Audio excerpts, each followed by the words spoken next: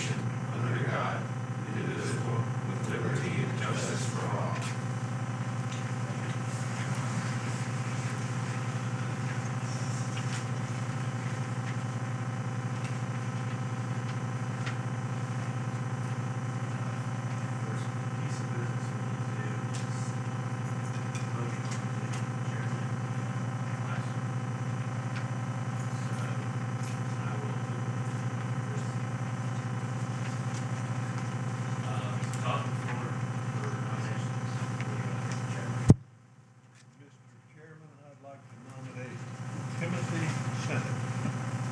Chairman of the Planning and Zoning Commission, and I would also like to continue with Nathan as vice chair. Okay. We have a second on each one of those, or they're in it, I'm sorry. Okay. Second on both of them? Okay. We'll vote on chairman first. All in favor say aye. Aye. Divine. And now for Vice Chair Nathan, all in favor say aye. Aye. Aye. All opposed? Let's get back here.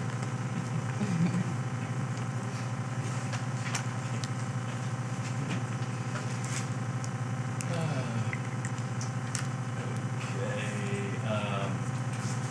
If anybody wants to speak tonight or this afternoon, please stand to be sworn in. You have to be sworn in to speak. Please. Do you swear affirm the testimony you're about to give is the truth, the whole truth, and nothing but the truth? Thank you. Appreciate it. Did you do the minutes? Also, everybody's going to have an opportunity to speak after the ones that's been sworn in. To speak after the applicant. I do ask you, you'll have 3 minutes apiece. I do ask you to try not to be repetitive. I know everybody's probably got the same thing to say, but just to make it, smoother meeting and not last 4 or 5 hours. If you got something new, I'll listen to you all night. But, let's try not to be repetitive. That's what the question is. All right, go ahead, Pam. Do you want to do the minutes? Oh, well, I was going to have you do the explanation. How we do stuff first. Thank you, Mr. Chairman. I'd like to welcome everyone to the January 22, 2026 City of Leesburg Planning Commission meeting. My name is Dan Miller, Planning Director for the City of Leesburg. Staff present today includes Executive Assistant Sabrina Mitchell to my left, and Senior Planners Diane Yeckel and Max Van Allen, along with planners Melissa Meders de los Santos and Mel Ortiz. City Attorney Jennifer Koch is also present, seated to my right. Today's agenda and the speaker's registry is available on the table by the exit door. For everyone wishing to speak on a case, we do ask you to please sign the speaker's registry and turn it into Sabrina, and we thank those of you who have already done that. Under the rules of participation, the meeting is conducted under the following process. The chairman will announce each case, and staff will then present a list of exhibits for the record on the screens here. That will include maps, photos, and text. The staff will then provide the case background and some descriptive information of the case and read a recommendation into the record. The applicant will then be given the opportunity to speak on the case, and members of the public will also have an opportunity to comment. The applicant will then be given an opportunity to respond to those comments. Next, the chairman will close the case to the public. The commission will discuss the case, and then the commission will then take a vote on the case and call for the next item on the agenda. The Planning Commission is a commission that consists of local citizens who are appointed by the City Commission. They have two primary functions. Number one is to make final decisions on cases such as variances and conditional uses. The second is to make recommendations for issues to be heard by the City Commission.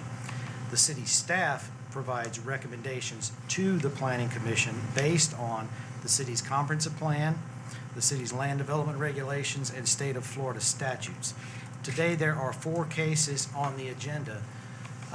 They will be spoken of They're each comprehensive plan and zoning, so they'll be spoken of together. In other words, the first case will be comp plan and zoning, and the next case will be comp plan and zoning, so that it will make more sense as we talk about it. All cases on today's agenda are going to receive recommendations by the Planning Commission. Those recommendations will be forwarded to the City Commission for their final decision. So there are no final decisions being made here today, and all cases are recommendations to the City Commission. I want to note that there are tentative dates for these cases to be heard by the City Commission. The first reading for all of these cases is currently scheduled for February 23, and the second case, the second reading would be March 23. I wanted to note that these dates are subject to be changed, so we do ask that you check with us as we try to get them on the agendas as quickly as possible, but they are subject to be changed. So please call us or stop by the office if you're concerned about the meeting dates. And then finally, on behalf of the City of Leesburg Planning and Zoning staff and the City of Leesburg City Planning Commission, I'd like to thank you each for participating in today's public hearing process. Thank you, Mr. Chairman. Thank you. I also want to remind everybody that the second reading is when they vote on it. So if there's a concern, that's the one you really need to be at. I had something else I was going to say. Oh, well. Anyway. So, has everybody had a chance to read the minutes? Yes, sir. Are there any additions, corrections, or deletions? If not, I'll accept the motion to approve. Mr. Chair, I'd like to make a motion to approve the December 18th, 2025 minutes. Thank you. Second? I second the motion. You're my second man. No discussion. All in favor say aye. Aye. All opposed? Thank you. Thank you, guys. Yes, sir. Okay, what I'm going to do is I'm going to introduce, like he was saying, we have two cases for each property, so to speak. And I'm going to introduce both of them now, and we're going to discuss everything because it's repetitive. If we did each one individually, we'd be saying the same thing twice. So I'll introduce both cases, and then we'll discuss all the material at one time. And then we'll vote on it separately, though, for the zoning and the comp plan. Under new business, public hearing case number LSCP 2577-4, Lake Brighthurst large-scale comprehensive plan amendment. Thank you, Mr. Chairman. Oh, let me go ahead and introduce the other one. Just got through talking about it. And then number 2 is public hearing case number PUD 25775, Lake Brighthurst plan unit development. Thank you. Thank you, Mr. Chairman. Under the background, this project consists of an annexation, large-scale comp plan, and rezoning. The site consists of approximately 202 plus or minus acres, generally located on the east side of County Road 33 and south of Lake Bright Street and west of County Road 33 and south of Desert Lane. The request is for approval of a future development consisting of 502 single-family dwelling units. Under this request, the future land use application for this project is requesting a change to go from Lake County Rural to City of Leesburg Estate Residential. Then the zoning application for this project is requesting a change from Lake County Agriculture to Planned Unit Development. So these are 502 50 and 60-foot lots, 50 by 120, 60 by 120. Senior planner Max Van Allen will present the maps and photo exhibits, including the aerial zoning, future land use, surrounding land use, wetlands, flood zone maps, commission, and CRA maps. Thank you, Mr. Miller. The first image is the extended aerial showing the subject property south of Desert Lane and Lake Bright Street and north of Austin Merritt Bridges Road. The aerial shows the subject property east and west of County Road 33 and south of Lake Bright Street and Desert Lane. The surrounding city future land use is neighborhood mixed use and estate residential to the north. The proposed future land use is estate density residential. The current Lake County future land use is rural and is surrounded by rural and conservation. The surrounding city zoning to the north is PUD, Planned Unit Development. The proposed zoning is PUD, Planned Unit Development. The Lake County zoning of the subject property is A, Agriculture, and is surrounded by A, Agriculture, AR, Agricultural Residential, RA, Ranchette. Surrounding land uses include residential to the north and south, government to the east, pasture improved to the east and south, non-agricultural acreage to the west and east. Nearby city developments include Banning Ranch and Preservation Place to the north. There is flood zone X and AE present on the subject properties. There are wetlands on the western portion of the subject property. The subject property is located south of Commission District 4. Signs were posted on January 9th, 2026. Sign 1 is the close-up of the sign on the property from County Road 33 is the top image. The bottom image is looking north along CR 33. The top image is looking east into the subject property from CR 33. The bottom image is looking south along CR 33. The top image is looking west across CR 33. The bottom image is sign 2, close-up of the sign on property from CR 33. The top image is looking north along CR 33. The bottom image is looking east into the property across CR 33. The top image is looking south along CR 33. The bottom image is looking west into the subject property from County Road 33. The top image is going to be a close-up of the sign on property from Lake Bright Street. The bottom image is looking north across Lake Bright Street. The top image is looking east across Lake Bright Street. The bottom image is looking south into the subject property from Lake Bright Street. And finally, looking west across Lake Bright Street. That's all I have, Mr. Miller. Thank you, Ms. Van Allen. With that, we move to the departmental review summary. The project was sent out to all city departments, plus Lake County government and Lake County School Board for their comments. Under the city department responses, there were no substantive comments returned from the city departments. The property is outside the city of Leesburg electric service area. Water department, wastewater, and natural gas all indicated the ability to service the proposed project. That means at this time, okay, if there were some capacity down the road and this development were not built, those things could change, but I want to indicate that. The applicant has been in contact with the Lake County School Board as required. School Board did note an adequate public facilities determination was issued for the project and that the project is subject to school concurrency review. Now, by way of explanation, the school concurrency review reserves capacity in the schools for the development. If at the time of development an adequate school capacity is not available, then the project is subject to a mitigation agreement. And often they'll go ahead and do a mitigation agreement on these. We have done those in the past regularly. This type of mitigation agreement is in the form of a cash payment to the school system, which allows the school system to provide the adequate student stations in the school system. So we just want everyone to know that if there is capacity, they're allowed to use it. If there's not, they have to create it. Lake County Public Works had numerous comments on the project. Overall, their comments were the requirement for turn lanes on County Road 33 at the development's proposed access points. That additional right-of-way could be required for County Road 33. A trail along the development road frontage for County Road 33 would need to be accommodated. That's the West Lake Trail, I believe. And of course, traffic impact analysis, which is underway. Specifically for County Road 33, the county's comments were that access management requirements must be met. Now, they're talking about the access points on County Road 33 for that. Left and right turn lanes on County Road 33 at the proposed entrances. Yes, they did note to accommodate the area for West Lake Trail.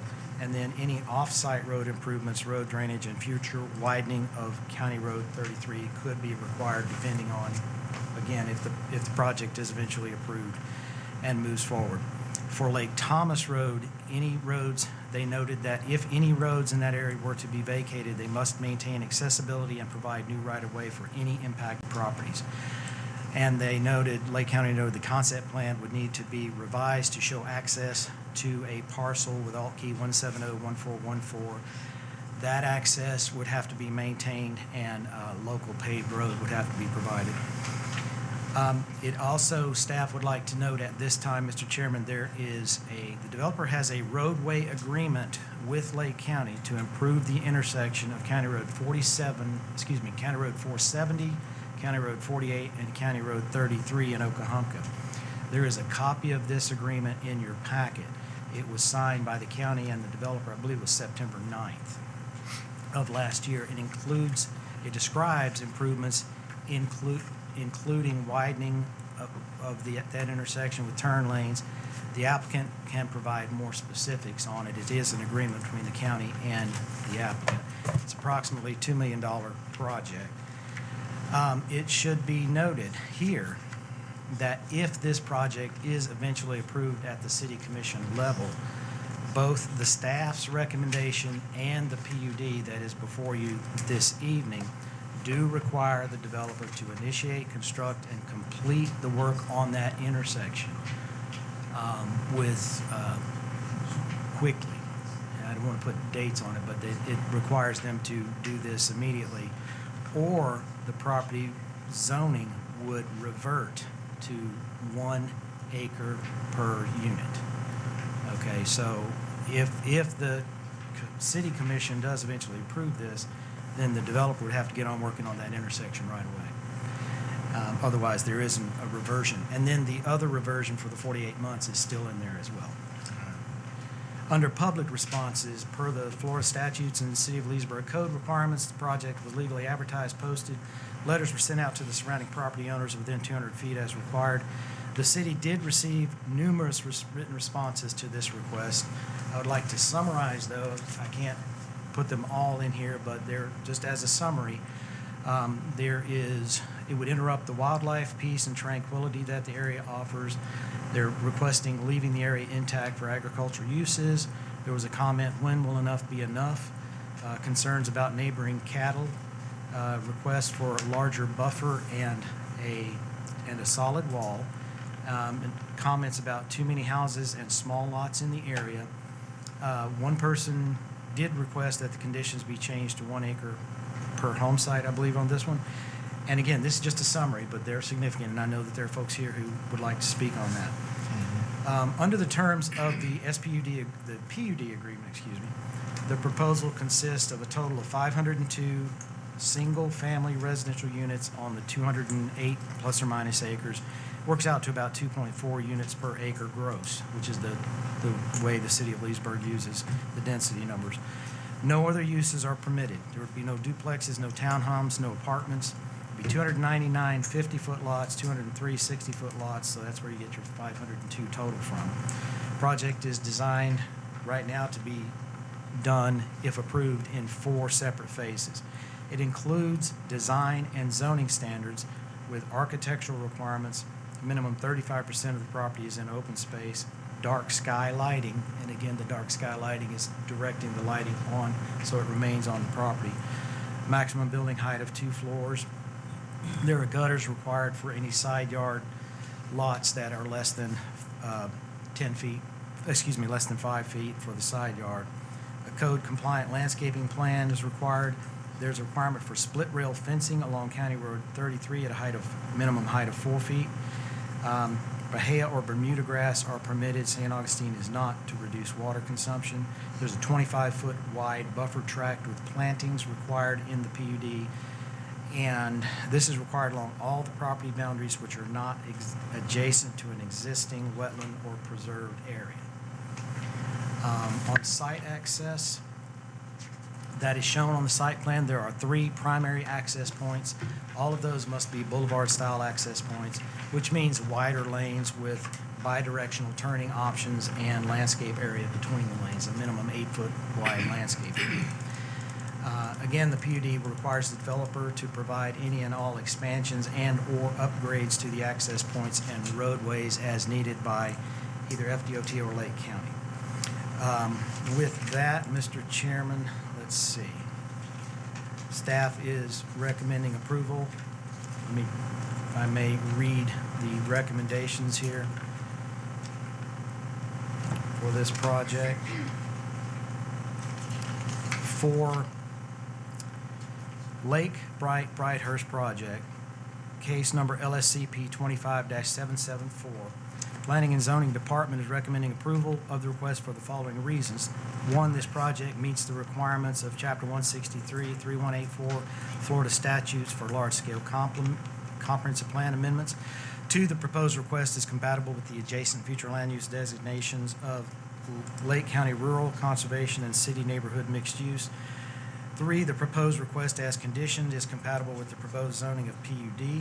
And four, the proposed future land use designation for the site is consistent with the city's growth management plan. Future land use element, Goal 1, Objective 1.6. The action requested is to approve the large-scale comp plan amendment from Lake County Rural to City Estate Residential and forward the recommendation to the City Commission for their consideration. The second recommendation is for the rezoning Lake Brighthurst County Road 33 project, PUD 25-775. Planning and Zoning Department is recommending approval of the request for the following reasons. One, the proposed request for a plan unit development zoning is compatible as conditioned with the current surrounding zoning districts, including Lake County Agricultural, Agricultural Residential, RA, which is Ranchette, and City PUD planned unit development. Two, the proposed zoning as conditioned is compatible with the proposed future land use designation of amendment to City Estate Residential and the current surrounding future land use designations. Three, the site is compatible with existing City of Leesburg approved developments along County Road 33.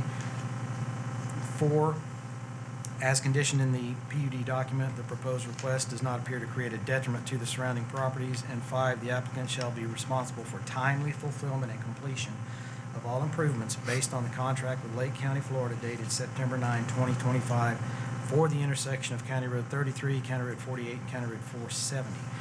So the action requested is vote to approve the proposed rezoning from Lake County Ag to Agriculture to City PUD Plan Unit Development and forward this recommendation to the City Commission for their consideration. And that's all I have at this time, Mr. Chairman. I believe several members, Mr. Tony Iorio and Ben Snyder, are here, as well as Mr. Andrew McCown. Okay. I've got a couple questions for you. Yes, sir. First is, if I may ask, if I'm allowed to ask, why it came back to us again? Is there any Yes, sir. difference? If I recall correctly, it was 2024. Right. The project came in. It had approximately a few more units, about 15 or 20 more units in it. The Planning Commission turned it down, and the City Commission decided not to annex. Okay. And the issues generally traffic and density and so forth. However, under the law, there are two ways for a project to come back. Number one is to wait 1 year, and that 1 year did pass. The other is to do a substantial change to the site plan, and you don't have to wait a year. So the applicant chose to wait the 1 year. So it's been more than a year since it was disapproved by City Commission, and that is the reason they were I was able to come assuming back. that, but I just want Right. to make sure. Another question is on the site plan, there's a red line going through both sides of the highway. What's that red line? Or should I ask the applicant that? I can wait, I'm patient. Mr. Chair, if I may, that red line is the phase line between the different phases of the development. Oh, So okay. it's splitting 1, 2, 3, and 4. Gotcha. Yes, sir. Yes, ma'am. Oh, yeah, I see the labeling. Cool. Please, let's keep the noise down, please. Thank you. Any other questions of the staff? Okay. The applicant may come forward.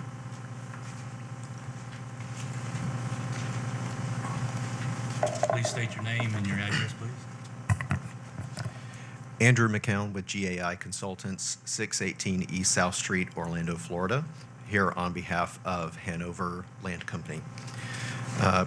Thank you all for your attention to this tonight, and congratulations on your recent reelection. Yeah, we'll see about that. The night's not over yet. So Dan did a very thorough job. If you could jump to our PowerPoint, please. There are some things that I would like to discuss. So I won't go through all of the finer details of the property conditions, but I will start with the site plan. So for the benefit of those who were not here over a year ago when you saw this plan last time, I do want to specifically call out some things that have changed. We heard from those meetings, both here and in the city commission hearings, that there were concerns about traffic, there were concerns about density, and there were concerns about the amenities in the project. And so I think we have hopefully addressed those three areas to your satisfaction. But for the benefit of those who were not here last time, I will just kind of briefly go through the site plan for everyone. If, nope, that's not the right one, which is the pointer. Oh, I was trying to point.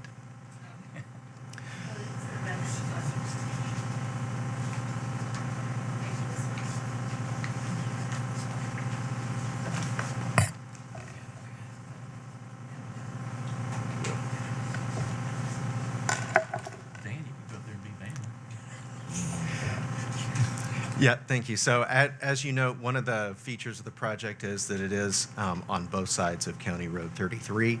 And what we have done is we have made sure that both sides of the properties have adequate access to amenities.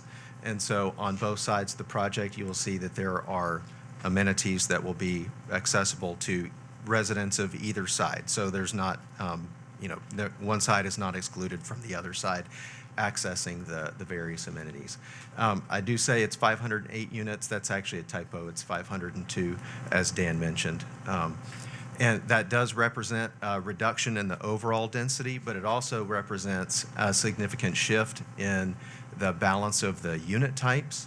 So both the 50-foot lots have been significantly reduced from the previous version, and the 60-foot lots have been significantly increased from the previous version. And you'll see that if you compare to the version from over a year ago, you'll see that more of the adjacent areas are buffered by the larger 60-foot lots in any of those areas where we are contiguous with or adjacent to another property. This is the landfill property here that I believe was mentioned that we had to maintain a paved access to, and that paved access is right here.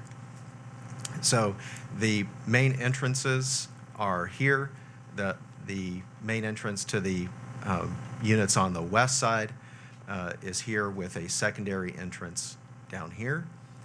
And then the entrance is directly across County Road 33 for these units here. And as you noted, there is a phase line split here and a phase line split here. So you can see that if you can go to the next slide, please, I want to talk about the amenities. So the community amenities that are being provided both on both sides, there is a central amenity area that will feature a Class A zero entry pool with play elements and gazebos and shade and all of those elements that we like to see in family-oriented development. There will also be sports fields that have been located here. There are multiple neighborhood parks throughout both sides of the project, central mail kiosks, entry monumentation, and as I said, all the amenities will be available to all the residents from both sides of the project. Next slide, please. These are some images of recent projects that have been developed by the Hanover Group on other projects, and you can see the quality that they'll bring to this project as well. I believe these are in Leesburg, are they not? Are these other Leesburg projects? One is in Leesburg. Yeah, one of these projects is actually in Leesburg already. So you can see the quality of the pool and the amenities that that they bring. Next slide, please. These are just some more images of the playground type facilities and the mail kiosks. Obviously, these are family-oriented projects, and all of the playgrounds come with shade structures to improve the safety and comfort of the usability year-round in Florida. And then the mail kiosks are all centrally located, all weather. They're protected with roofs and lighting for safety and convenience. Next slide, please.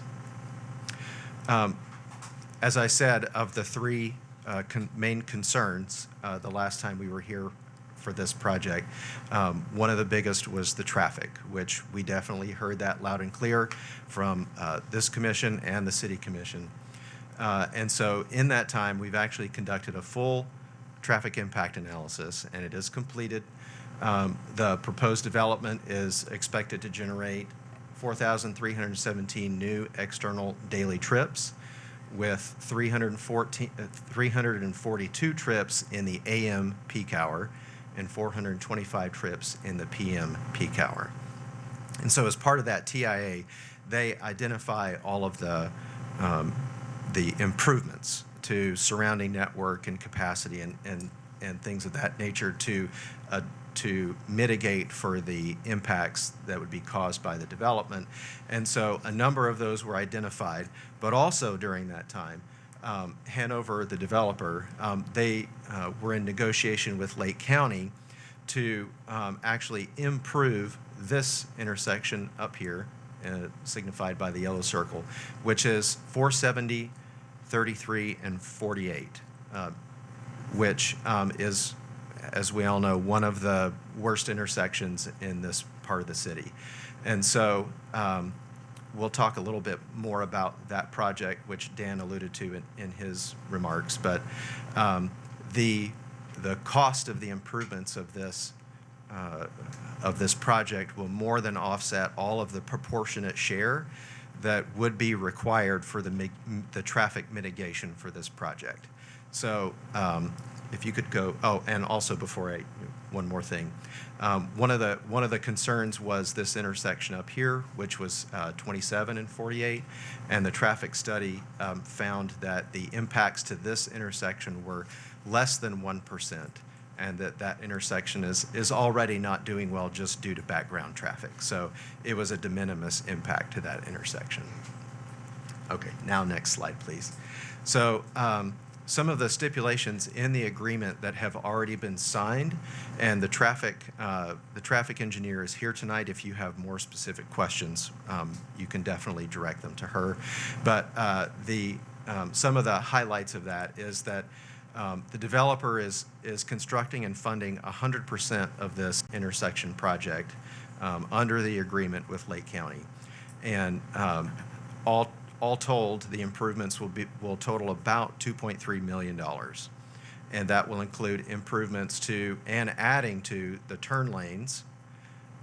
It will be improving the signals. It will be milling and repaving the entire intersection. So this entire project boundary here will be repaved, restriped. There will be new shoulders added throughout the intersection. There will be some widening and correcting of the geometry, particularly in this northeast corner here. And also there will be pedestrian improvements in the form of new sidewalks and new crosswalks, which the intersection does not have today. So the construction will be required to start within 6 months of the PUD approval, and it will be required to be finished within 12 months of starting of construction. And so what that means in terms of timing with the development is that if approved, the construction of this intersection will be complete before a single unit is occupied within the development. So all involved thought that that was an important milestone to reach before any units were actually occupied. Next slide. A little bit more on transportation improvements. at the project entrances. So the improvements at the north access will be more extensive. There'll be several improvements, including a 450-foot northbound right turn deceleration lane from 33 into the east side. There will be a 450-foot long southbound right turn deceleration lane. There will be a 460-foot long northbound left deceleration lane and a 460-foot long southbound left turn deceleration lane. So basically, there will be new deceleration lanes in every direction coming into these two entrances here. Now, down on the south part, there will be one improvement that was dictated by the TIA, which will include a 450-foot long southbound right turn deceleration lane into the project. So going south and turning right into the project. Next. And that's all I have for you tonight. We have representatives of Hanover. And forgive me, if you could go back to the slide with the intersection on it, please. There's one more thing. One thing that we think is pretty important about this project is that if this was not some kind of a negotiated project between the county and the developer, the impact fees for this project would just kind of float away. They would go into the county's impact fee coffers, and they would get spent somewhere in the county.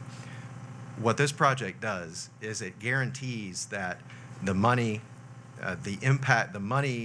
gathered from the impacts of the project goes specifically into the area that is being impacted, and it's in the city of Leesburg. So we feel that this is a win-win for everybody in that respect.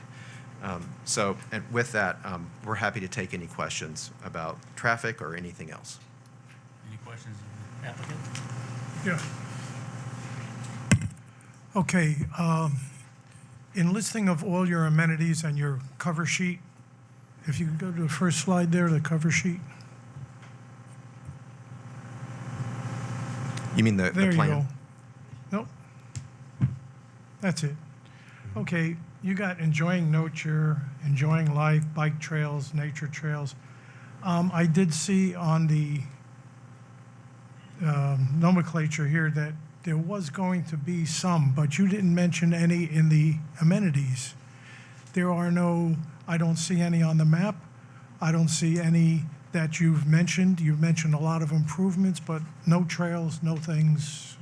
I've got a question. Where are they? I can address that. So it may not be specifically itemized on this plan, but there is a nature trail amenity along Lake Bright, which has been the lake shore of that will be preserved and enhanced around the lake. So there would be a nature trail around that. Yeah, it also said there was a bike trail along Route 33. Yes, there is a county project for a bike trail along 33. So we would be required to reserve sufficient land for the widening and the trail along that road. All right, so the county is putting in the bike trail or the developer? That's a county project, so yes. Okay, thank you. Mm-hmm. Any other questions? Now, you gonna put a turn signal in? So if you could go to the one with the aerial, keep going a couple more, down. Okay, right here. So the intersection that we are proposing and have agreed to improve for the county, it already has a traffic signal today. The intersection does not function particularly well right now because it lacks sufficient turn lanes, and where it does have turn lanes, they are not long enough to accommodate even the existing traffic. So the project will be improving all of those aspects, including the signals, but it does have signals today. Yeah. Was that the question, or did you wonder No, about at the entrance? I'm talking about the entrance going from east to Oh, west. for the project? Yes. No, there's no signalization at the entrance of the project. So now, what's gonna slow the traffic down when people try to go from east to west? You mean across? Yeah. Well, you'll have to drive across, and when it's safe. It's not a signalized intersection or a stop sign. Did you want to speak?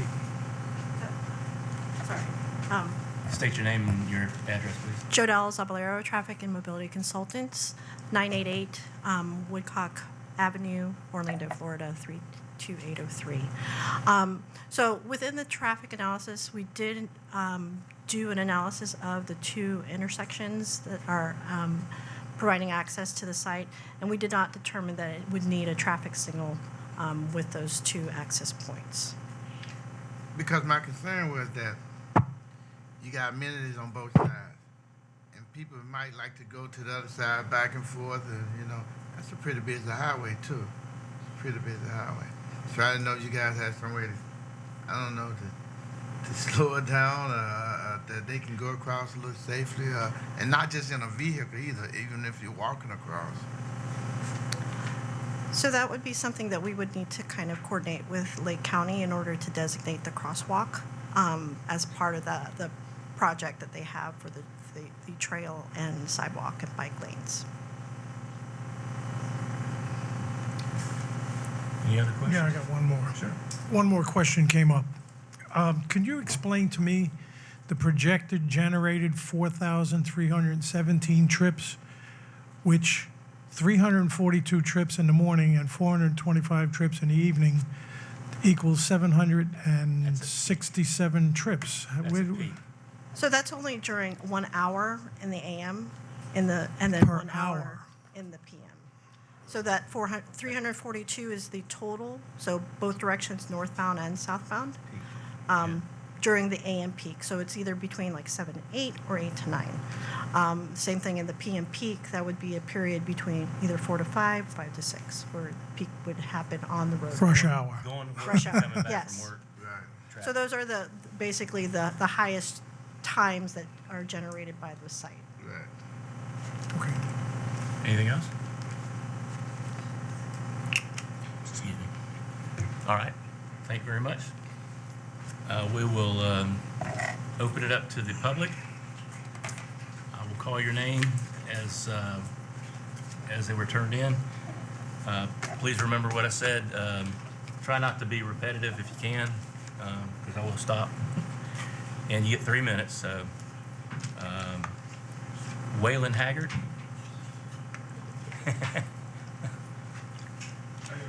Good. Hey, Is there any way I can get that pointer, the pointer that she had?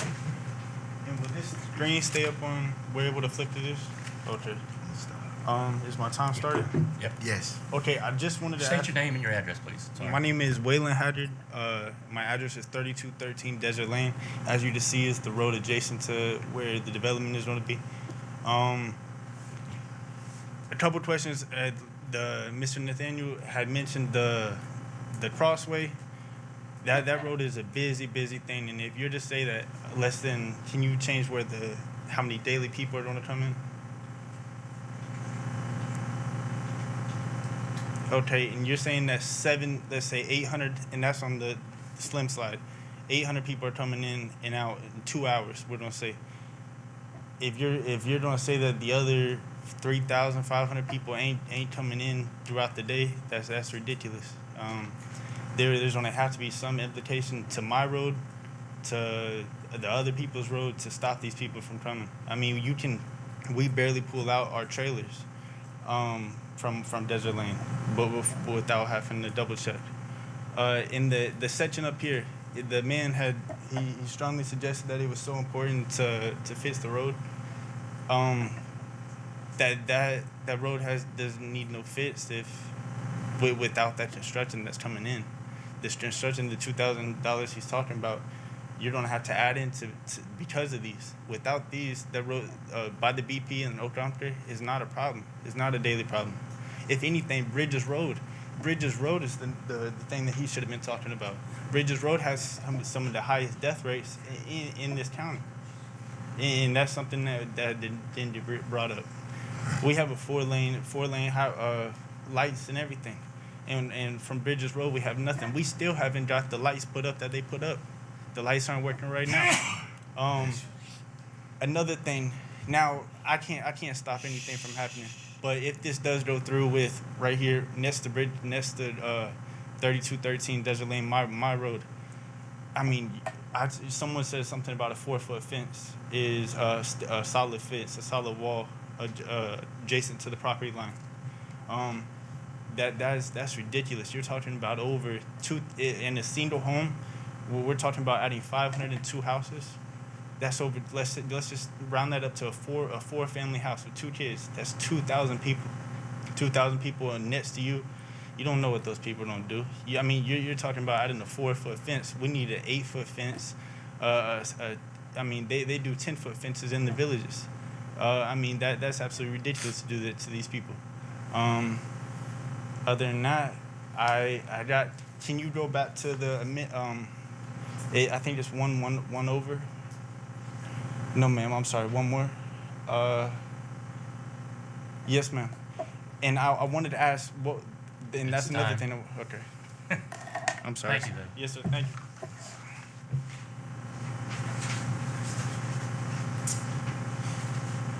James Revels.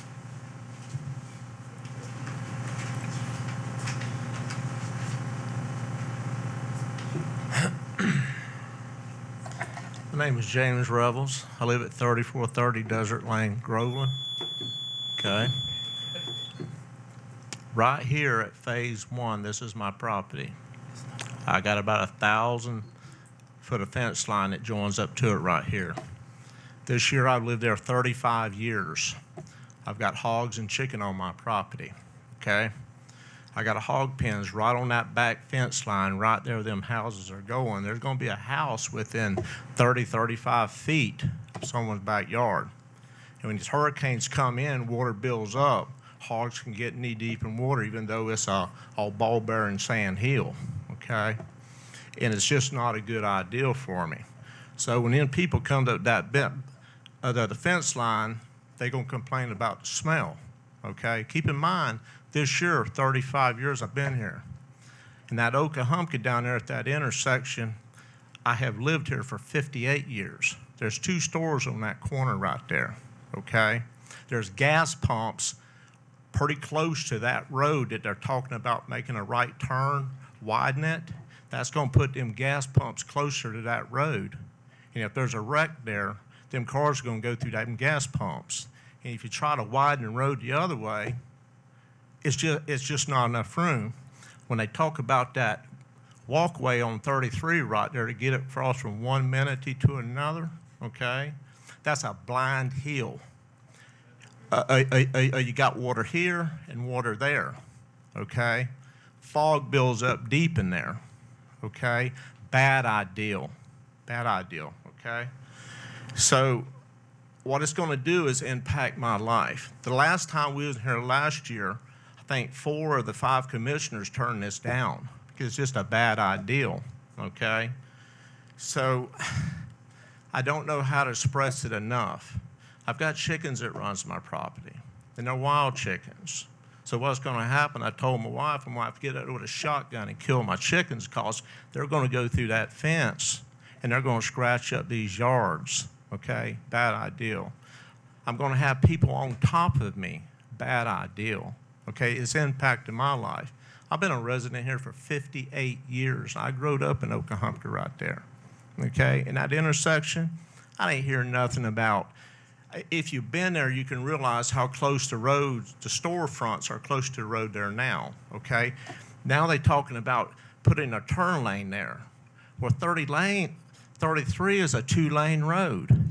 The cars are still gonna bottleneck up on a 2-lane road to hit that intersection. And like that one gentleman said over there, is there a turn light go the other way? Whoop, take your chance. You know what I mean? Bad idea, bad idea. In order to fix this right here, you'd have to put a 4-lane road in. I was on 441 coming From the mall in Leesburg, a 6-lane, backed up, turn around, had to go back to Verries, take a long way home. Time. Thank you very much. All right. William Robertson. Afternoon. Hello. State your name and your Yes. address, please. William B. Robertson. I'm 23404 County Road 33, Groveland mailing address, but my property is right there. And this is my entire north boundary of our property all along here, which is their south boundary, of course, of this Phase 4. We're greatly concerned about it like we were before, and doesn't look like to me very much has changed, really. I know they were talking about they were concerned about impact, and they had reduced a number of homes. I believe out of 508, they went down to 502. Sounds like 6 homes less. Makes a little difference as far as impact along County Road 33, and of course up here in Okahumpka with traffic and everything, and everybody's said enough about that. I don't need to say any more much about that, but our biggest concern here is what it's going to do to the area. We have cattle. We've lived out here for 38 years right here on this property right here. We've got cattle that, I mean, they're friendly to us, but they can be unpredictable sometimes, and we're talking about 4-foot split rail fence going around the place. Does that include our side here too? Which isn't going to work. We want to have an 8-foot concrete wall, at least an 8-foot concrete wall. That's something that's going to be substantial and prevent an accident from happening. These people are going to have kids. Kids like to go and play around, stick their hands through fences and stuff like that. Maybe climb over and go, what do they call it, cow tipping? Dangerous. At any rate, it's not a good thing for us. And a 4-foot split rail fence, if that's all they're going to put along here, is going to do next to nothing. We do have a field fence, of course, that runs along there with a electric wire runs across the top of it, 600 volts of electricity.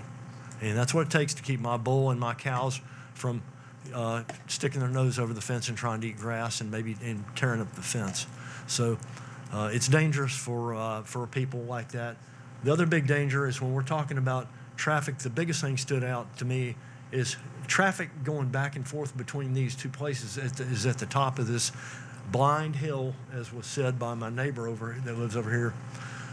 Traffic along 33 the speed limit is 55 miles an hour, and trust me, cars go 65 regularly, a lot of times faster, 70, 75 miles an hour along County Road 33.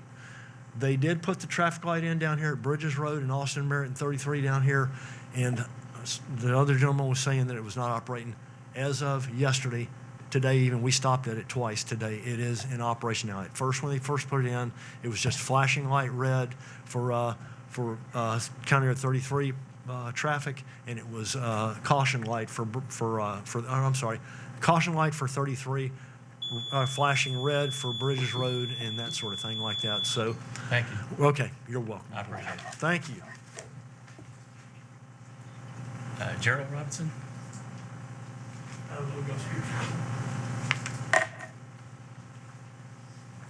Robinson, sorry. My name is Gerald Robinson. I live at 3520 Desert Lane. My property is just to the right of where it says Phase 1, right there. And from what I've been calculating, it's based on averages, the nationwide averages. This is going to add another 730-some vehicles to this road.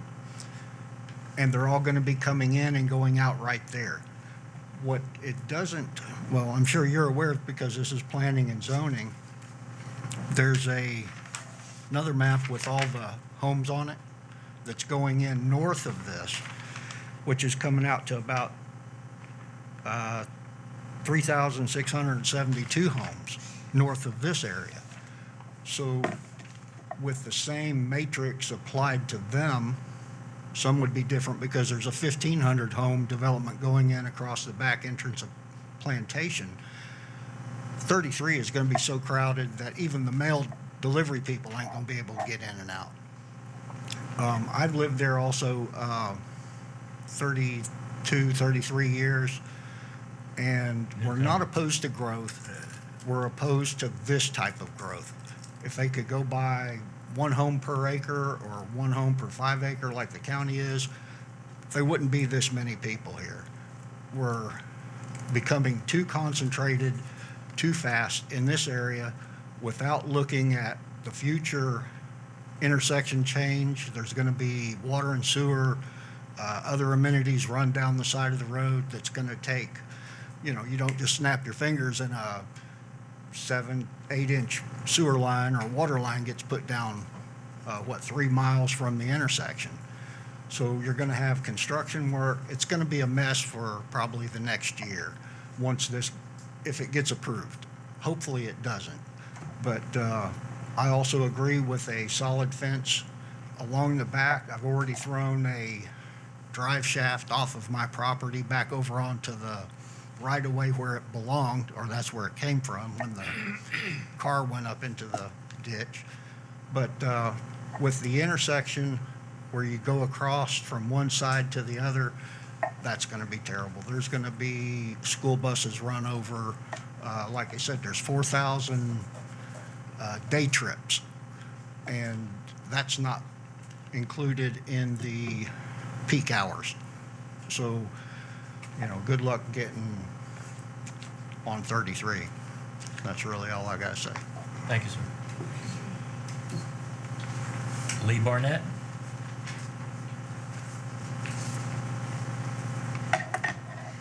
Please state your name and your address, please.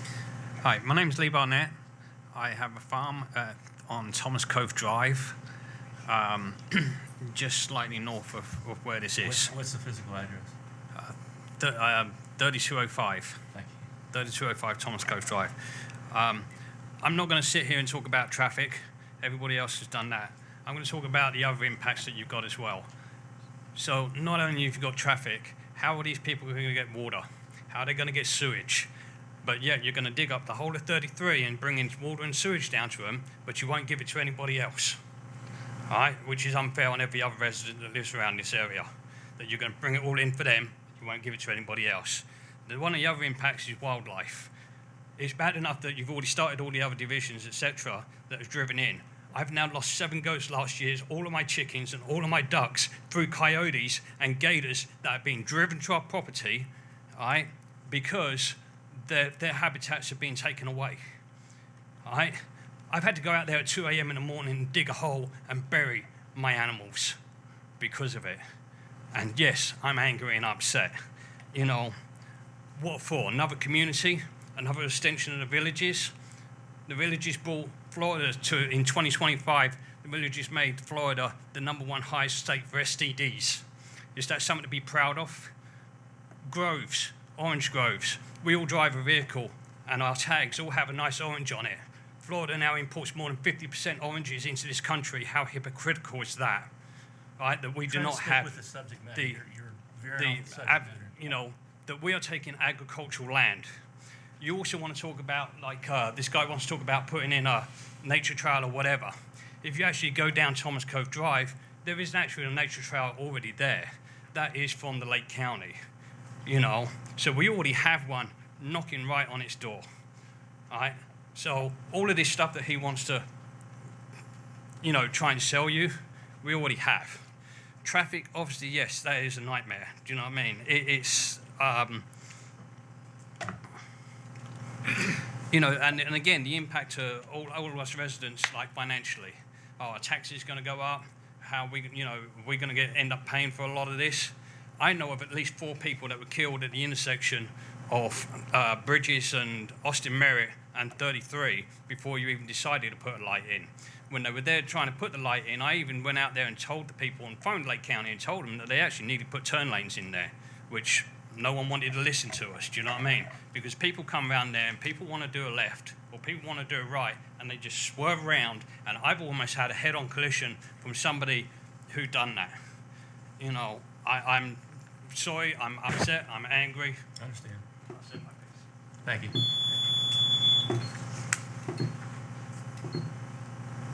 Nancy Naybauer? I don't know if I got that right or not. Hi, Nancy Nemhauser, 3816 Lake Bright Street. I thank you very much for taking the time to listen to me. This project is an accident waiting to happen, not only in terms of traffic, but in terms of the lifestyle for those of us who have purchased here. I have a son with autism, and we use this property to have an escape from our home in Mount Dora. We own the Van Gogh house in Mount Dora, and we took on the city because of my son's disability. And I and my neighbors, my dear neighbors here, are very willing to do the same thing. We will fight to keep this project from moving forward in this capacity. Thank you for the time. Thank you. Kayla Phillips. Did I get that right?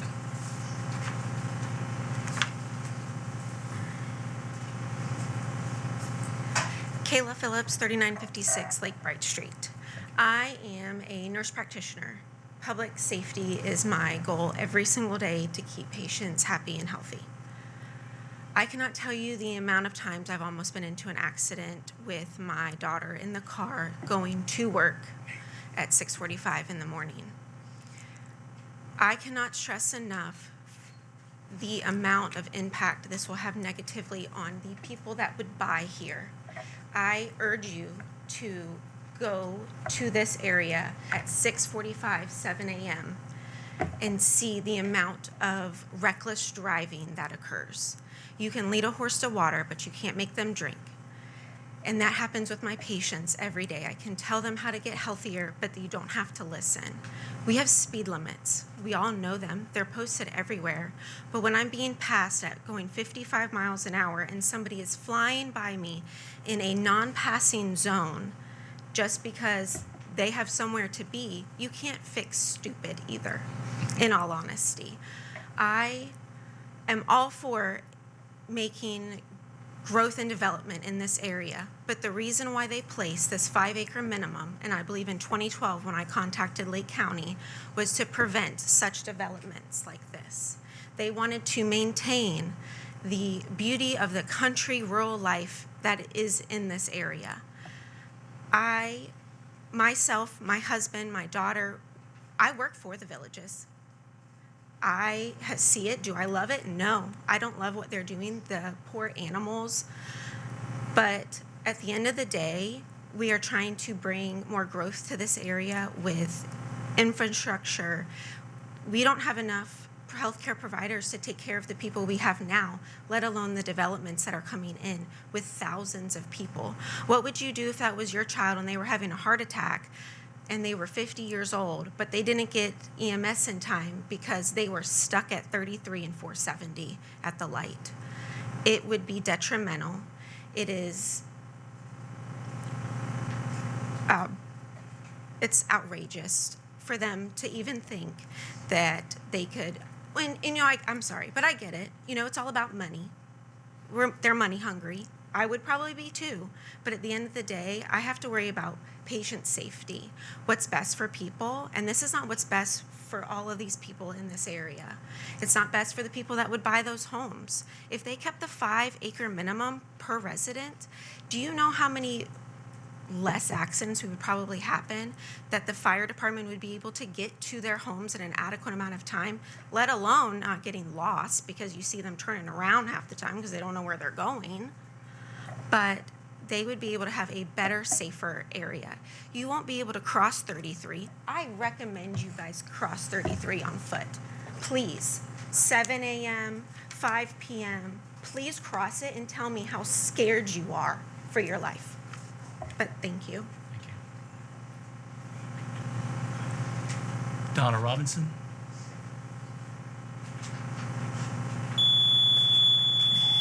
Time.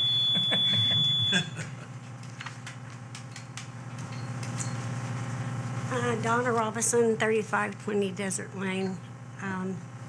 I don't get it.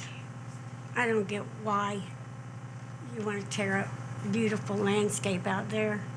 I understand they want to make it something that it's land. But we've already got so much business down at the other end. going toward Leesburg that they're putting in, well, they're already started.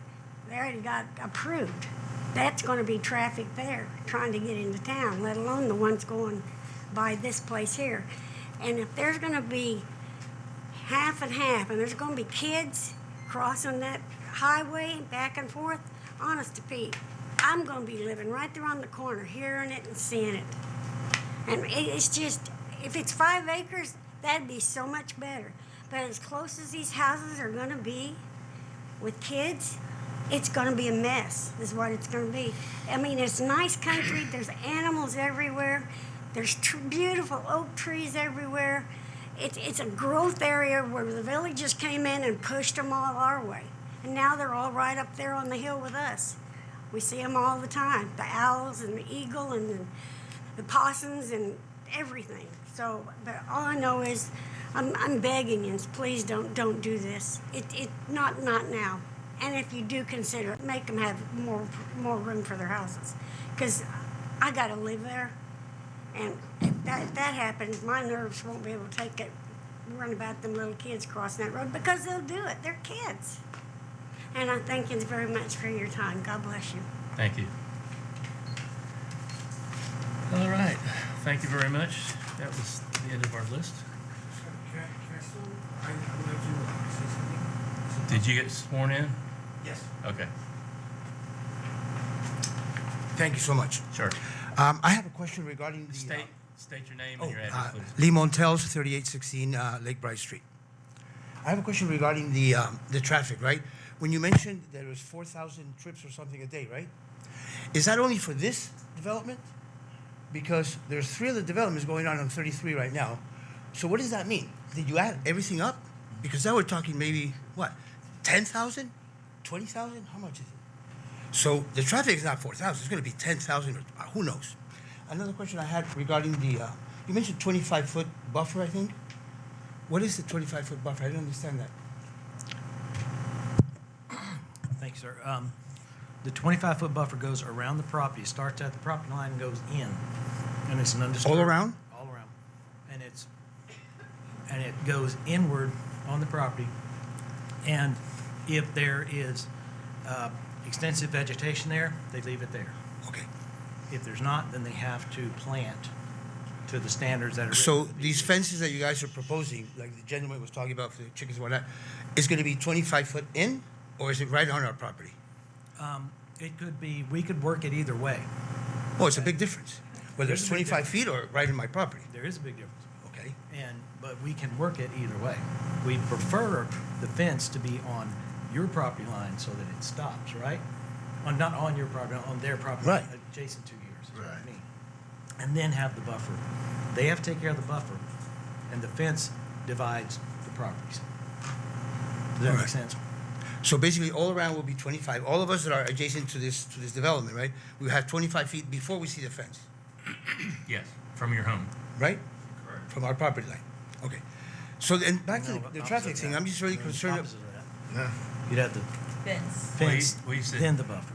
Right. The buffer, then From- the fence, from- coming from his house. That's Yes, why I sir. said Yes, that. sir. Yes, sir. From the house or from my property line? No, from The fence is on the line. then the You buffer. get 25 feet. Right. Then you're home.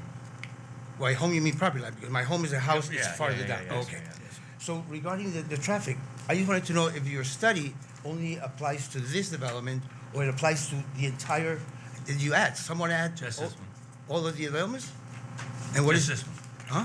Just this one. So It's, can it, they're measured, these traffic, and I'll let them answer these questions afterwards, Right. because they come back up. But it's to show the impact of what this will do, the Okay. additional impact. I understand. So if Did- there's 20,000 cars going up and down, this would be an extra 4,000. Okay, because that was my question. We should count on the ones that are coming up, the developments that are going on. There's 2 before, after Turnpike, and then another one here. So there's 4 developments going on right now. That's gonna be a lot of traffic. We'll ask them after this, but I imagine that was taken into consideration, but I don't, well, no, it would, because it's just coming from the property. Take that back, sorry. That's it. Yeah, I think it's a bad idea, like the gentleman said. I think it's a horrible idea. I used to live in New York and LA, and I actually came here because of there's no people around. I think it's absurd to put so many people together in such a small place. In reality, I think 5 acres is too little. I should be 10 acres per house, actually. I agree with everybody, all my neighbors. This is ridiculous because I think that nobody's really realized how many people are going to be here, because this is nothing compared to what's happening already. I was already scared when we bought and we realized there was already developments going on, and now right next to us, I think it's a bad idea too. Thank you so much. Thank you. Can I ask you a couple things? This short.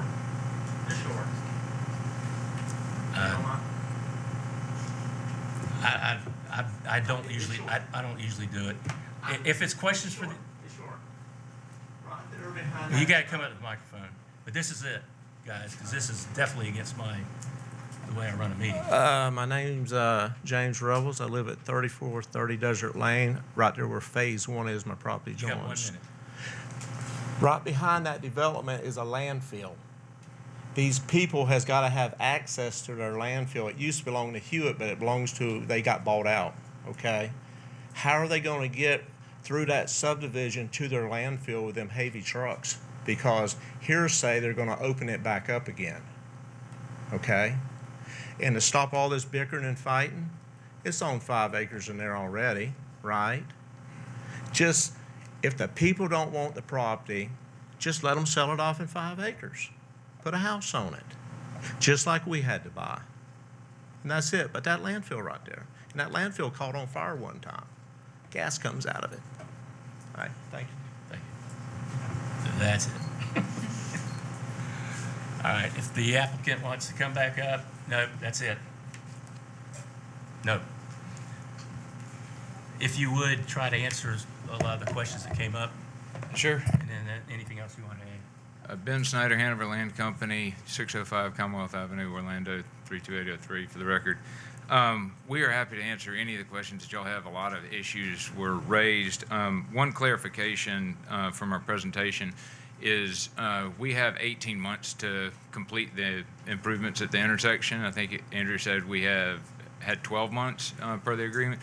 The schedule is for 12 months, but per the agreement, we have up to 18 months if we need to take that long. We don't project it taking that long. We hope it won't take that long, but we wanted to clarify that. One of the questions that the gentleman raised is were the other approved projects taken into account in our full TIA as background traffic, which the answer is yes, and there is the existing excess capacity with those projects taken into account on 33. So the other, questions about crossing back and forth. There may be some of that. There are duplicated amenities on both sides, pool and cabana and parks and everything on both sides. So it seems like the need to go back and forth between the amenities would be diminished because they exist on both sides. And we are happy to answer any other questions the commission has, but didn't feel the need to address each objection to the project. Was he going to say something? If I could. State your name, man. Tony Iorio with Hanover Land Company, 605 Commonwealth Avenue. The one thing I wanted to add, this is the intersection, the 470, 33, and 48 is really a public-private partnership. The county designed the project. So in other words, all the engineering, all the studies that were done, and I know there were issues that were brought up about that intersection, but again, the county engineer has addressed all those and the consultants that they utilize for those. So there is an approved set of plans right now that they finished, and that's what we're going to build and construct. And there is signalization there, but it's all improved signalization, widening, turn lanes, cross. It's going to be a whole new intersection, as you can see from that. So I just wanted to clarify that. And you talking about at the intersection that crossover from project to project? No. I'm talking about that 470, the one picture we showed with that large intersection that's at $2.3 million. Right. Yeah, that's the one. I just wanted to clarify. There was comments about site distances and gas stations and so forth. So thank you. That's all. Any other comments from? I think we're just here to answer any questions that y'all have. You guys have any questions for him?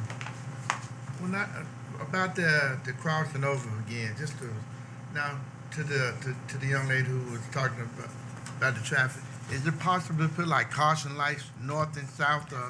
So as part of the design, because of where it's at, that will be taken into consideration. So if there's a sightline issue, if there is a no passing zone issue, that will be vetted out as part of the design of the intersection itself. So that includes making sure that there is enough sight distance from as you're coming up to the intersection, and as well as you're leaving from either entrance from the development. So that's going to be addressed as part of the improvements that are going to be happening on County Road 33. Would that be dictated by DOT? So that will be dictated by Lake County. So we will have to go through their process and permitting those improvements as part of that. So that'll be vetted out as to make sure that we've addressed all of those sight distance issues, safety issues that may be of concern. If lighting is needed at that time, that would be lighting, meaning street lighting or pedestrian level lighting. That will be also brought up by Lake County as we go through that design process. Any other questions? We'll close to the public for discussion and render a decision.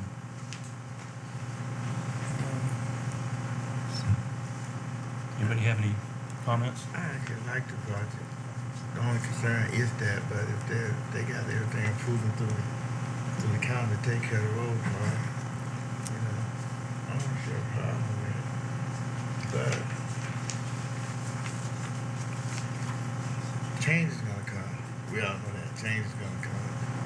And the thing about it is, we want to be able to control it, counter control it, and make it safe. I think that's the most important thing. Because change is good. Change is gonna happen. Yeah, my biggest concern was the traffic on the hill. Right. Thing.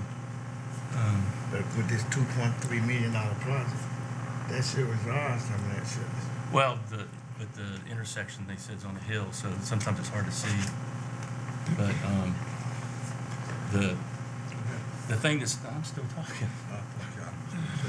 Well, I'll call on him when it's done. that's my job. But see, now they got me. Can't remember what I was going to say.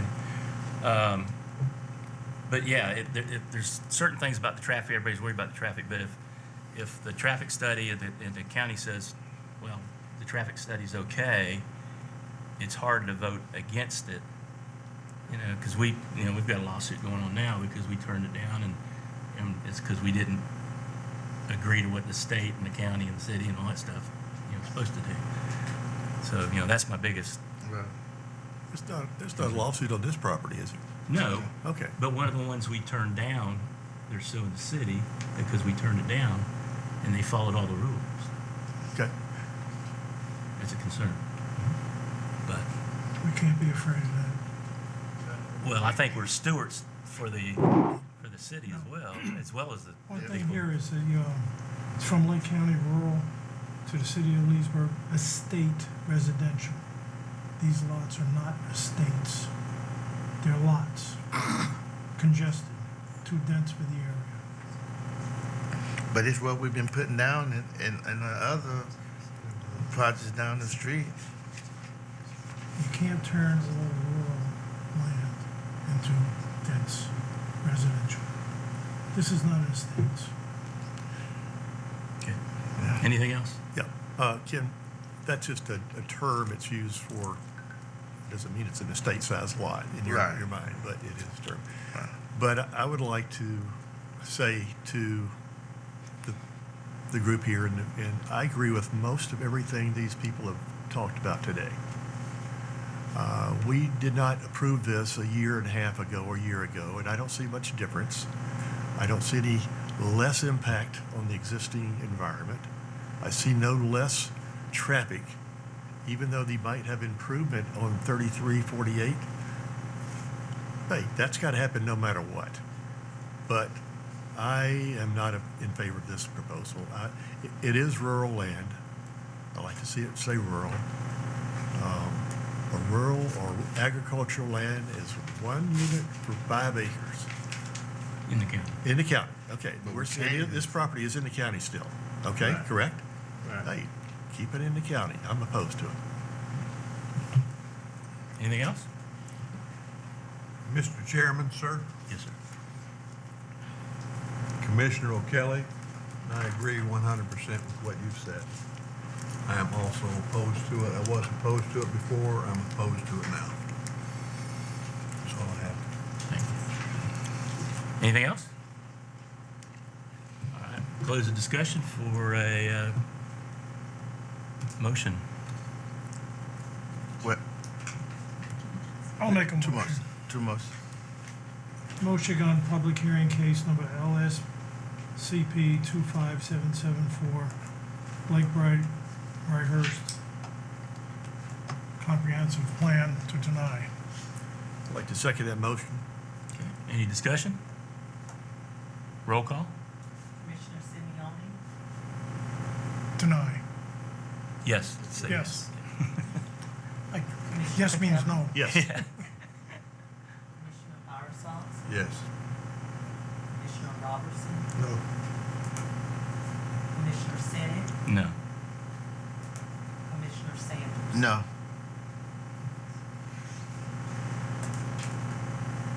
So it's lost because of the tie. Okay. It's a denial because of the time. Yeah. Okay, on public hearing case number PUD 25775, Brighthurst, it's hard to say. Plan unit development. Is there a motion? I'll spit it out, Mr. Chairman. On public hearing case PUD 25774, I recommend denial. Oops, sorry. I'll second that. Thank you. Any discussion? Okay, roll call, please. Commissioner Kelly? Yes. Commissioner Firesalls? Yes. Commissioner Robertson? No. Commissioner Sinnott? No. Commissioner Sanders? No. Commissioner Simeoni? Yes. Same thing, strikes down for because it's a tie. So it failed. I do want to remind you guys the schedule. It will be, the first reading will be February 23rd here, 5:30, I think. And the second reading will be March 23rd. So it's either, remember, both 23rds. And that'll be, the vote will be that day. So it lost because it tied. So it was denied here. So it'll go to the city as a recommendation of denial. Thank you. I appreciate y'all working with us. I know it's emotional.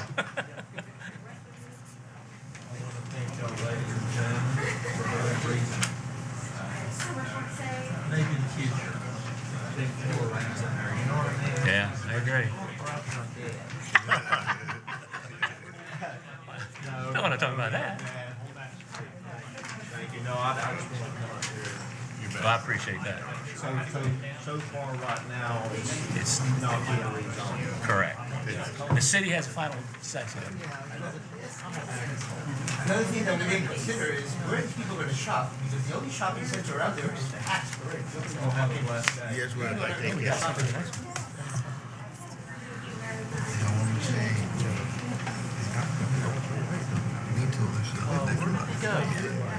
Thank you. I appreciate it.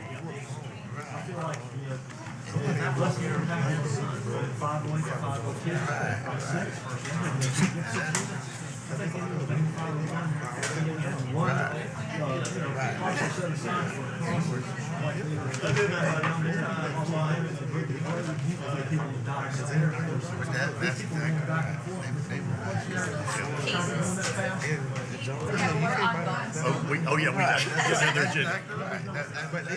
Thank you. That's right. So it's got meetings on it. Thank you. Okay. Chairman? Go ahead and take it outside. We have another case. I know. I'm being polite. What? I'm overly polite. Let me No, we got to go. Let me write that We got to down. move on. Oh, for the February 23rd, March 23rd. Okay, and what's this gonna be with the commissioners? City Commission. City Commission. They're gonna make the final decision. All right. New. Fill the room. Can I go now? Thank you. Thank you. Go ahead. New. Thank you. I appreciate that. No problem. Can I drop my name off that ballot? He withdraws. Nope, you took it. You made a promise. I never said I was smart. Well, I'm smart, but I'm crazy. Go ahead, Tim. Public hearing case number SSCP 25813, Cronin Dewey Robbins Residential Small Scale Comprehensive Plan Amendment. Case number 4, public hearing case number SPUD 25814, Cronin Dewey Robbins Residential Small Plan Unit Development.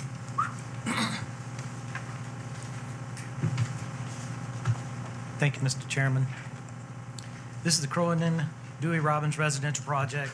Under the background, the project consists, again, of an annexation, small-scale comp plan, and rezoning. The site consists of approximately 9.2 plus or minus acres. It's generally located north of Dewey Robbins Road and east of US Highway 27. The request is for approval of a future development consisting of 26 single-family dwelling units. Under this request, future land use application for the project is requesting a change from Lake County Rural to City of Leesburg Estate Residential. The zoning application for the project is requesting a change from Lake County A Agriculture to City of Leesburg Small Planned Unit Development. Senior Planner Max Van Allen will present the maps and photo exhibits at this time, including the aerial future land use, zoning, surrounding land use, wetlands, flood zone maps, commission, and CRA maps.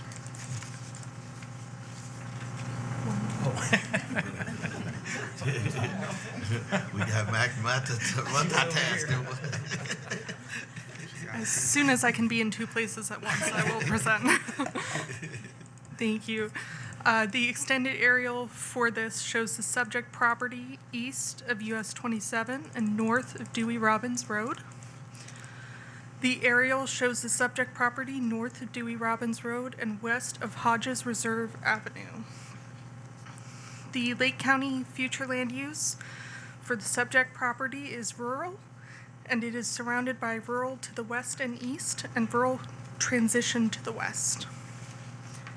The surrounding future land use for the city includes neighborhood mixed use to the north and estate residential to the south and east.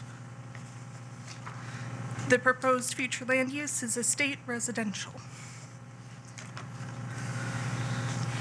The existing zoning is Lake County A Agriculture and is surrounded by A Agriculture to the west and east, CFD to the east, which is Community Facility District, and RP Residential Professional to the west. The surrounding city zoning is PUD, Planned Unit Development. The proposed zoning on the subject property is SPUD, Small Planned Unit Development. Surrounding land uses include residential and single-family to the east, vacant residential and single-family to the west, non-agricultural acreage to the north, pasture-improved hay average to the south. The subject property is located within the Leesburg ISBA.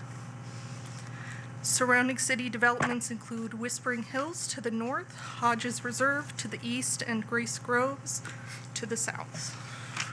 There is flood zone X and AE on the subject property, and there are wetlands in the northwest corner of the subject property.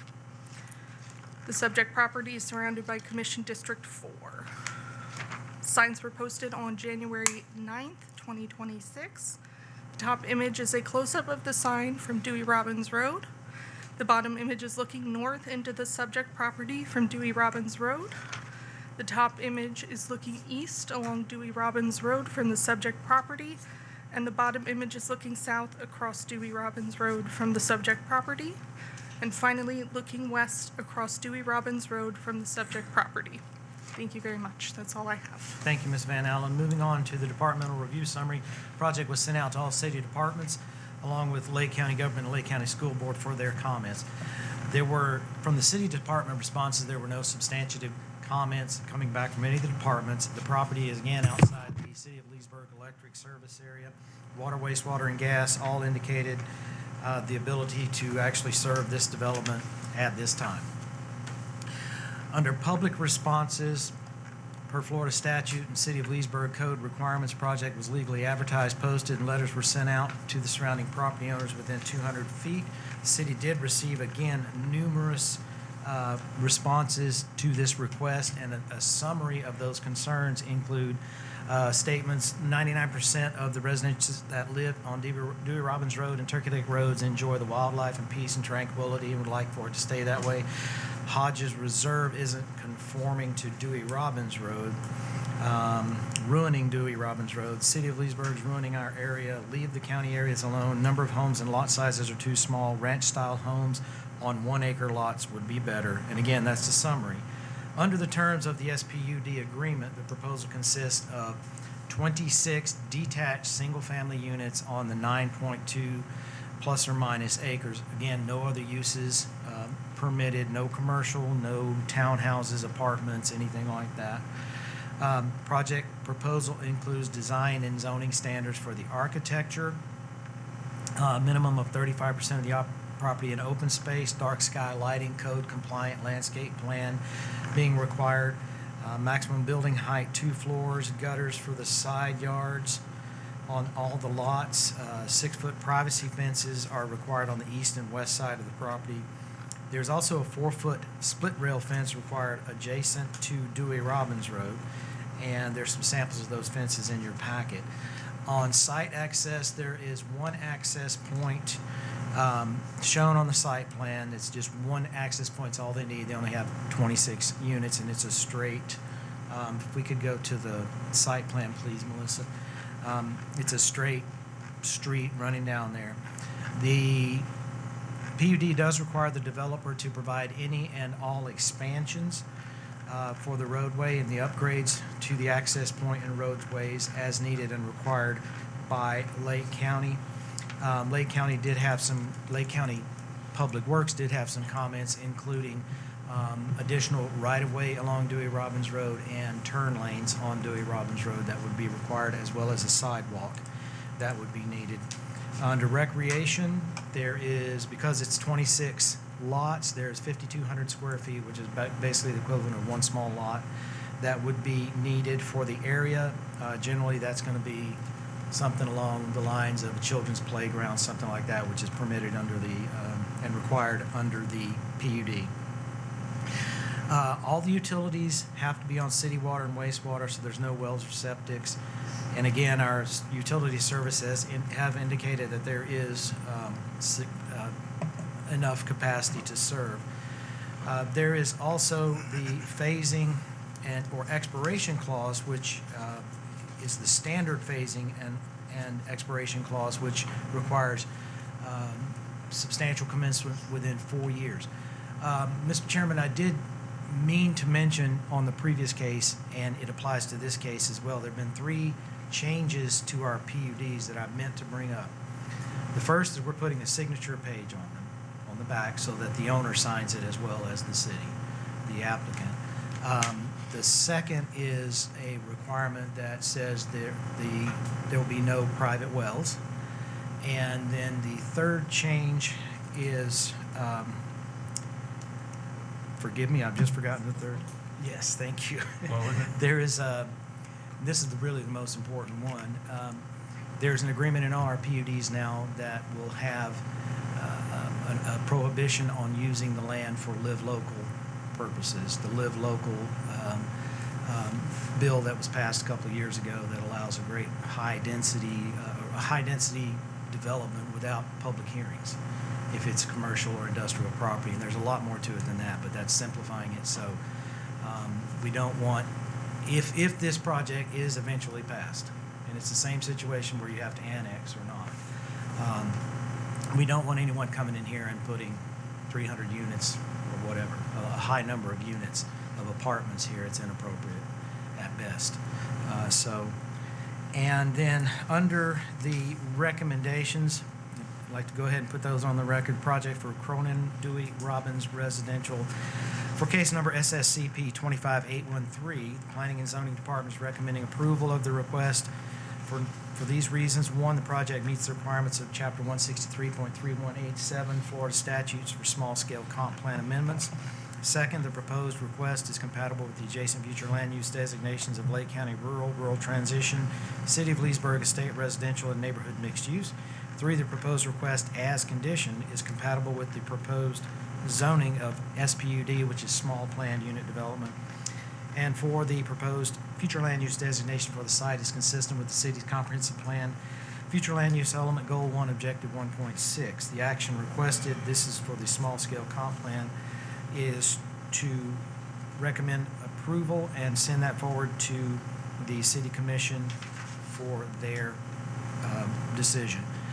The next recommendation is for the Cronin Dewey Robbins residential rezoning, which is under case number SPUD 25-814. Planning and Zoning Department is recommending approval of the request for the following reasons. 1, the proposed request for the SPUD zoning is compatible with the current surrounding zoning districts, including Lake County A, RP, and City PUD. A is agriculture, RP is residential professional. And 2, the proposed zoning as conditioned is compatible with the proposed future land use designation amendment to city estate residential and the current surrounding future land use designations. 3, the proposed use is compatible with the city of Leesburg approved developments along Dewey Robbins Road.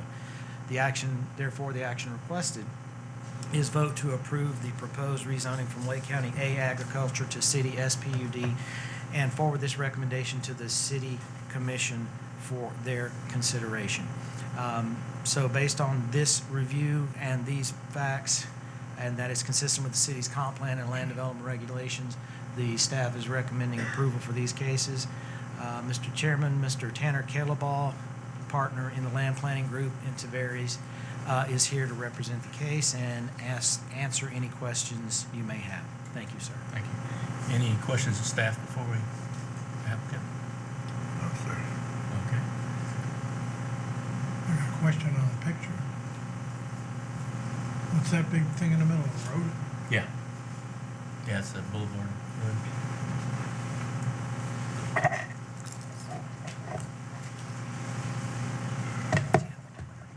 Good evening. As Dan said, I'm Tanner Kelbaugh with LPG, representing the Cronins, 9013 Silver Lake Drive, Lake County. One thing that I think is probably worth mentioning at this time is this is not actually the first time you guys have seen this project before. It came up, I want to say about this time last year. Before it was a townhome project with a little bit of commercial, and this board, I'll say rightly, pointed out that it's not really in keeping with what has been approved in that area. And one of your comments was that you wanted to see it more in keeping with the surrounding developments. And so that's what we did. We pulled it, and then we kind of reworked the plan. And so is there any possible way that I can see the surrounding developments map again? Yeah, that's it. So this guy right here is, close enough. There you go. That's great. So this guy right here, Hodges Reserve, it's a PUD for 449 single-family units. 50s are the minimum. Here is your Whispering Hills, 2,942 approved units, single family. And here, it's not on the board, but it's Lake Co. Properties, 182 single family units, also 50s. So what we've done is we've created a site plan that matches these already approved by this board and as well as City Commission. In terms of both lot sizes and also in terms of density. Actually, our density is much lower than these other surrounding ones that you've approved in the past. So traffic, obviously a big deal, would be an understatement. So the traffic right now is, for the 26 units, is what is considered de minimis. So what that means is that I believe less than 100 peak hour trips would be created. Other than that, I'm going to yield my time to any questions you may have or public comments. Any questions from staff? Yeah. From the commission? What is the shooting range right next to this property? Is that gonna be put out of business because you're putting residential homes there? There's a shooting range? It would not be put out of business because under state law, he has the right to have that range. And it's the gentleman, I believe, immediately to the east, if I'm correct, if he's here. And I don't know if he is, but we did get a request from him, a communication from him. But under state law, that range does not have to go away. And he is in the county and he is zoned agriculture. That's the range. Any other questions? Nobody's jumping. Okay. You can jump. Okay, thank you. Any other questions? That's it? Okay, thank you. All right. We have 3 folks that are going to want to speak. Did all 3 of you get sworn in? Sir in the back that put in last? Did you get sworn in? Please stand. Do you swear affirm the testimony you're about to give is the truth, the whole truth, and nothing but the truth? Yes. Thank you. Okay, Matt Ryle? Yeah, there you go. I had it. Can't believe it. Yeah, it's trade the eye for the Y for an eye. Yeah, that's cool. Rail, yeah. Matt Rail, legal name is James Matthew Rail. Live at 6429 Dewey Robbins Road. I also have part of the property with my in-laws at 6255. Is that right? Dewey Robbins. So, and I'm the one that sent the picture in with the shooting range that you guys just talked about. So if you could pull that up for me, that'd be great. There you go. So you kind of see I have the adjoining right next to them. And that's where my cows are, which I got 16 heads of cow now currently. 12? Huh? 21. Yes, sorry, I had some more born here in the last 3 months. So I'm up to 21 right now. And then I have my shooting range, which is a 50-yard shooting range that's right next to where they're going to build this. The neighbors are on the opposite side because it's landlocked, right? They're trying to do this right in the middle of 2 10-acre parcels. They can't be here tonight because he's still in the hospital for diabetes. So unfortunately, he's not going to be here to talk about what he's got because he's got the Hodges development, which is over on one side. And now you're talking about building another.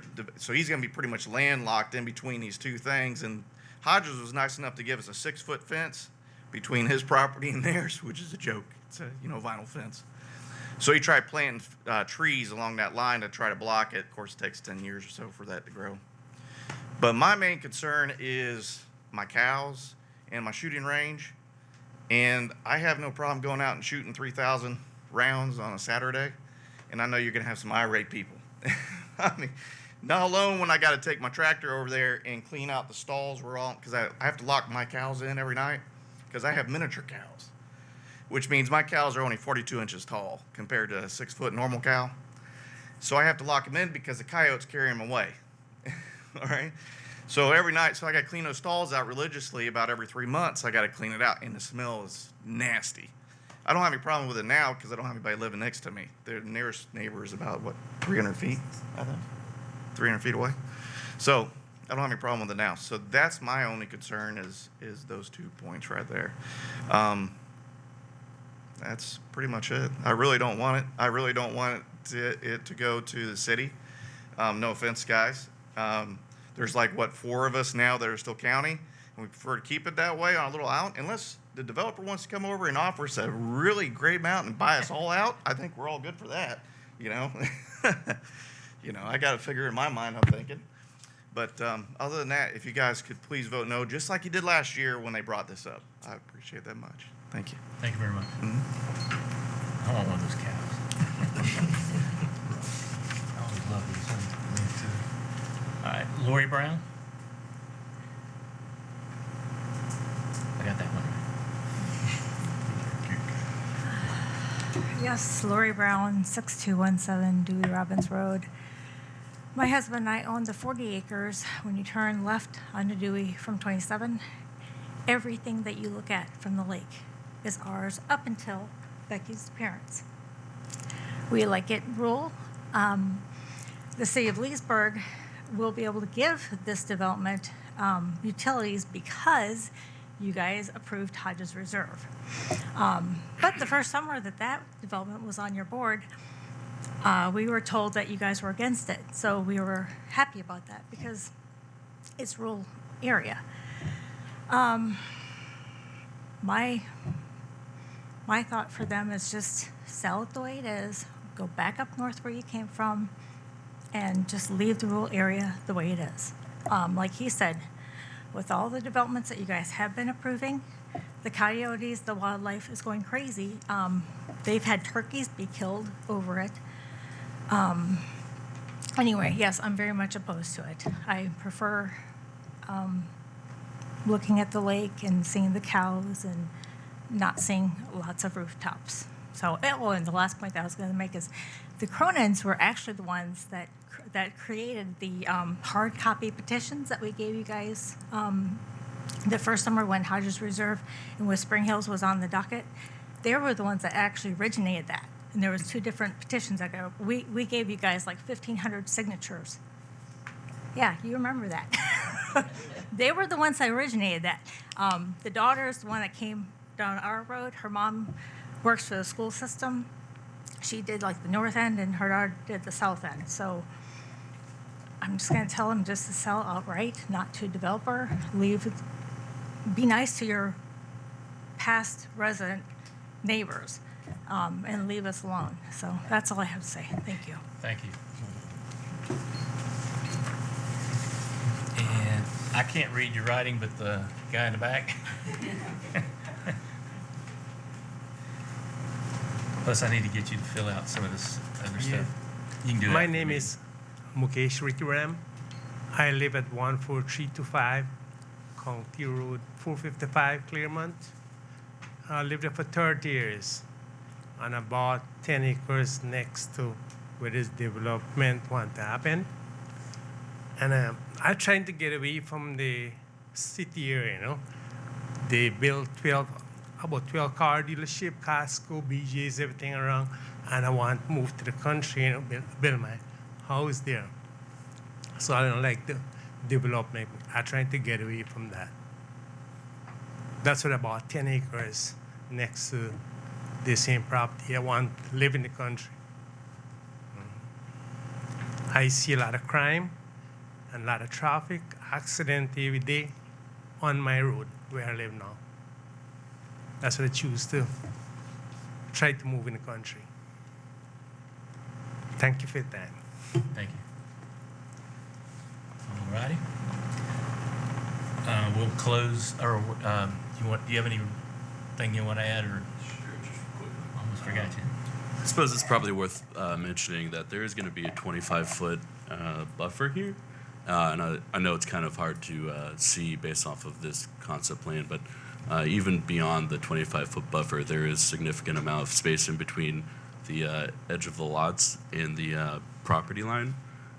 So I think it comes out to, it's obviously kind of hard because the property line is diagonal, but I think it comes out to about 50 feet average between the property line and the lot lines here.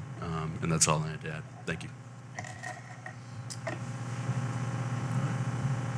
Any other questions? We can go into discussion, close to the I got a public. question again. Sure. Okay, this 9.26 acres, as I see here, about a third of it is in the water. So you're actually putting 26 homes on 6 acres. That's how the city does it. That's what? We average it out. That's, Well, you want to, just looking at the map, city of looking at the Leesburg picture. uses the gross density calculation. When you start getting into net densities and you have wetlands, you have flood zones, you have different areas, district trees, it becomes a complete mess. So you kind of have to use your own common sense and say, okay, there is some in the water here, but we have to use something that everyone can understand, and everyone can understand the gross density. If we start an argument about, which I understand, making a good point, that there's wetlands and your actual density is higher, that's absolutely true. But I think it's, to be consistent, with what is in our comp plan and the way that the city does density, we use the gross number to keep it consistent. And you can look at a map and see the difference. But We've that's, done that. as We've done that Mr. every Simeon time. is pointing out. Everyone that's passed is done that way. Yeah, so you got also a partial of this on the picture here is across Dewey Robbins Road. Are you putting houses up there? Across the street? Where? On the picture, not, No, that was submitted by the resident.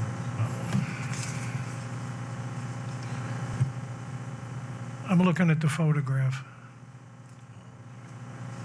The only on the north side of Dewey Robbins is where they plan to. It's that green area. Right. You looking at the picture that was submitted by the residents? Yeah.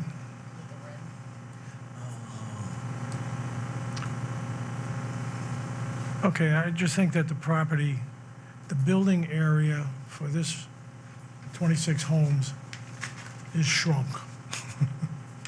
According to that, according to this. That's all. Anything else? You know, there's been a lot of development surrounding this property approved. A little bit of it's started development. But I think this little enclave of whatever they are, 4 to 6 10-acre parcels mostly with homes on each parcel, is kind of like, in my mind, called spot zoning. I understand it's going to be totally developed in that area at some point in time, but I don't think it's appropriate to take a parcel that's between two larger estate size or agricultural properties. If it was contiguous, maybe, but in between two other large lots with houses, I'd kind of say it's not appropriate. I understand your point, but it's not spot zoning if it's contiguous to another development. Not to be corrected, That would but be correct in your opinion, but I'd say That's it, a law. the term. I appreciate what okay, you're saying, the but you didn't hear the first part of my okay, statement. Spot zoning is not the correct term. It's a change of zoning between two incompatible properties on each side of it. Okay, that's different. I was just making sure everybody's clear because I don't want anybody to misunderstand. I know the zoning is totally all zoned for high density not what I'm around there, saying, but but this go sits ahead. between two larger estate-sized properties. If those folks were Go to ahead, all finish. get together and say, we're gonna sell all these together, that presents a little different issue. That's not the reason I brought that up. No, I was no, just you're correcting. correct. I was just making sure everybody understood. I know you have this high degree in real estate, so, but you trade Yes, under. Morelli doesn't have. You're very. You forget where you started your real estate career, don't you? With me and Hunt Pollock. Yeah, with Hunt. Okay, we can have fun. I got a general question maybe for the people. This acreage, 9 acres total, including the water, if they don't want this development, would they consider purchasing it from the builder who wants to build and stick these houses in your pristine land? That's just a question. Is it possible? Yeah, we would love to own it. Well, that's- But we don't have the money to own it. And the builder doesn't own it right now anyways, because it's subject to getting your. Right, it's still on it. Okay.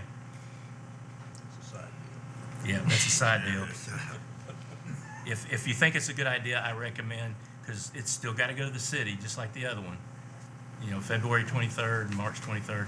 If you think you might want to do that, go talk to them in the next month, you know. It's a good idea. I mean, that's been brought up before. But I don't want to crank up the conversation here because it's out of order. Not that I'm an expert. All right, close to discussion, and I'll accept the motion. Mr. Chair, I'd like to make a motion to approve public hearing case number SSCP 25-813. All right, is there a second?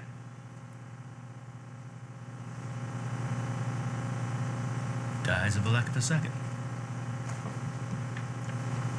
That's the first one. The second one is public hearing SPUD 25814 Conan Dewey Robbins Residential Small Plan Unit Development. Is there a motion for that one? Yes, sir. I'd like to make a motion to approve public hearing case number SPUD 25814. Is there a second?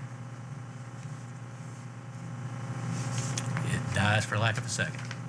So it's going to them as a recommendation not to pass.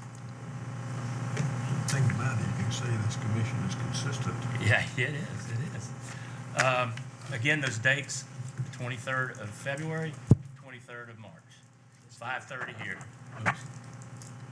Were there no other motions to be made? I just wanted to make sure. Oh, well, I guess we could do that. I mean, you don't have to, right? No, you don't, but I just wanted to make sure that you had the opportunity if Right. anyone else wanted to make a different motion. Makes it You're hard right. to explain on the agenda memo. Yeah, that's a good idea. Anybody want to make a, since it died, anybody want to make a motion? Thank you. Mr. Chairman, on SSCP 25813, I recommend denial. Is there a second? I'll second it. I knew it, you were John. Any discussion? Roll call. Commissioner Firefox, Yes. Commissioner Robertson, Yes. Commissioner Sennett, No. Commissioner Sanders, No. Commissioner Simeoni, Yes. Commissioner O'Kelly. Yes. And public hearing case, thank you. Public hearing case SPUD 25814 Cronin Dewey Robbins Residential Small Plan Unit Development. Mr. Chairman, I recommend denial. Is there a second? Second. Any discussion? Roll call. Commissioner Firefox, Yes. Commissioner Robertson, Yes. Commissioner Sennett, No. Commissioner Sanders, No. Commissioner Simeoni, Yes. Commissioner O'Kelly. Yes. So it's going to go to them as a recommendation to turn it down. That was cleaner. Thank you. Thank It you. was just cleaner, yes. Yeah, Right. it is cleaner. You don't Yes. have to do that, but that's a good way of doing it. February 23rd? March 23rd. All right. Anything else to be brought up to the good of the order? We're out of here.